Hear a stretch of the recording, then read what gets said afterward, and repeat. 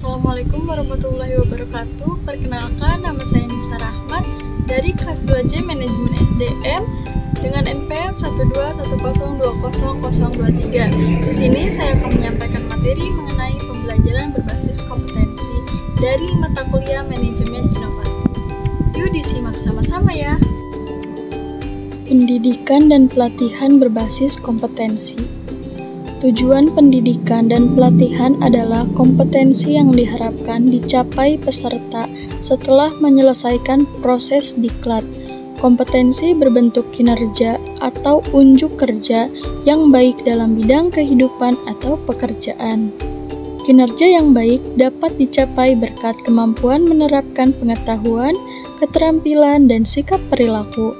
Bila digambarkan, hubungan antara kompetensi, kemampuan, dan pengetahuan tampak sebagai berikut. Kompetensi ditunjukkan dengan kinerja minimal baik, yaitu kompetensi dicapai sebagai hasil penggunaan kapabilitas atau kemampuan dalam pemecahan masalah aktual. Kapabilitas atau kemampuan sebagai hasil penerapan kombinasi penerapan pengetahuan, keterampilan, dan sikap perilaku. Kapabilitas atau kemampuan disebut kompetensi dasar, diperoleh sebagai hasil perpaduan bakat, pengalaman, dan pendidikan, menjadi dasar untuk mencapai kompetensi. Kompetensi ditunjukkan dengan kinerja minimal baik, yaitu kapabilitas atau kemampuan disebut kompetensi dasar, diperoleh sebagai hasil perpaduan bakat, pengalaman, dan pendidikan, menjadi dasar untuk mencapai kompetensi. Kurikulum berbasis kompetensi. Kurikulum berbasis kompetensi adalah kurikulum yang ditunjukkan untuk menciptakan tamatan yang kompeten dan cerdas dalam membangun identitas budaya dan bangsanya.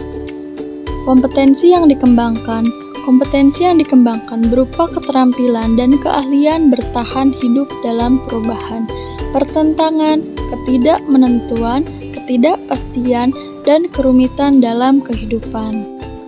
Desain dan pengembangan sistem pembelajaran dengan seluruh komponen di dalam harus difokuskan pada tujuan pembelajaran yang berisi kompetensi.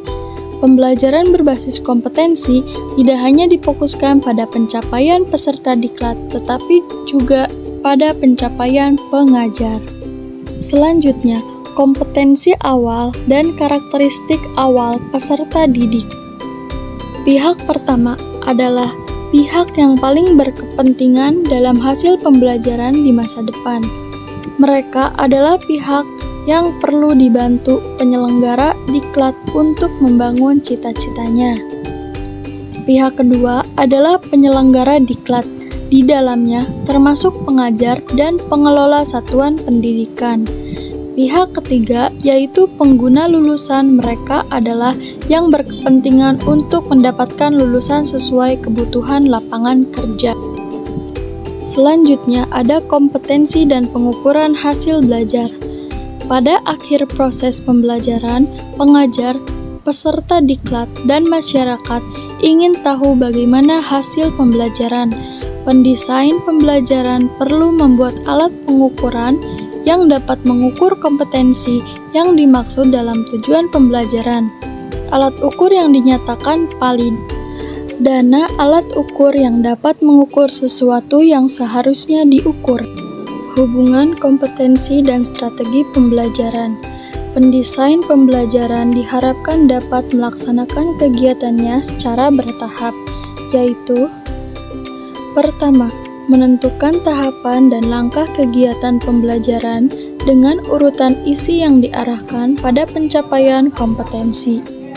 Demikian pula pada saat menentukan metode, media, alat, dan alokasi waktu harus mempertimbangkan kesesuaian unsur dalam strategi instruksional dengan kompetensi dalam tujuan pembelajaran. Yang kedua, pengajar melaksanakan rencana strategi pembelajaran yang telah disusun dengan memasukkan upaya pemberian motivasi sepanjang proses pembelajaran agar peserta didik memfokuskan perhatiannya pada seluruh pembelajaran upaya pemberian motivasi berupa pemberian ujian, penguatan, pemberian latihan relevan, dan menanamkan keyakinan pada peserta didik bahwa ia secara bertahap akan berhasil mencapai kompetensi yang ada pada tujuan pembelajaran. Selanjutnya, hubungan kompetensi dan pengajar atau fasilitator. Yang pertama, fasilitator perlu menguasai bahan pembelajaran dengan baik atau sangat baik. Dengan penguasaan bahan pembelajaran, ia akan mampu tampil meyakinkan pada saat mempresentasikan isi bahan atau saat menjawab pertanyaan peserta didik.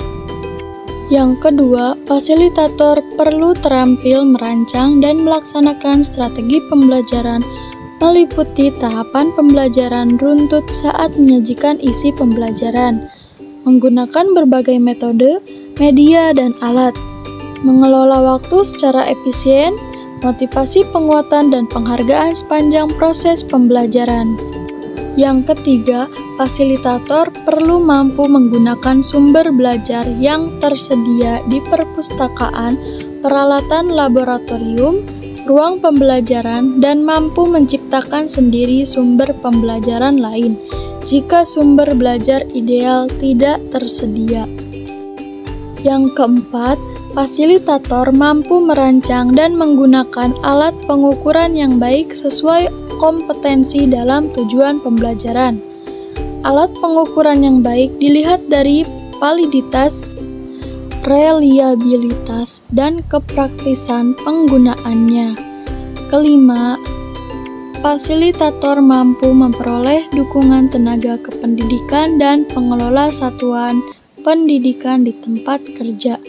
Dukungan tenaga kependidikan berupa penyediaan ruang pembelajaran dan peralatan yang tersedia. Dari pimpinan satuan pendidikan mendapat keleluasaan berkreasi dan berinovasi dalam melaksanakan pembelajaran.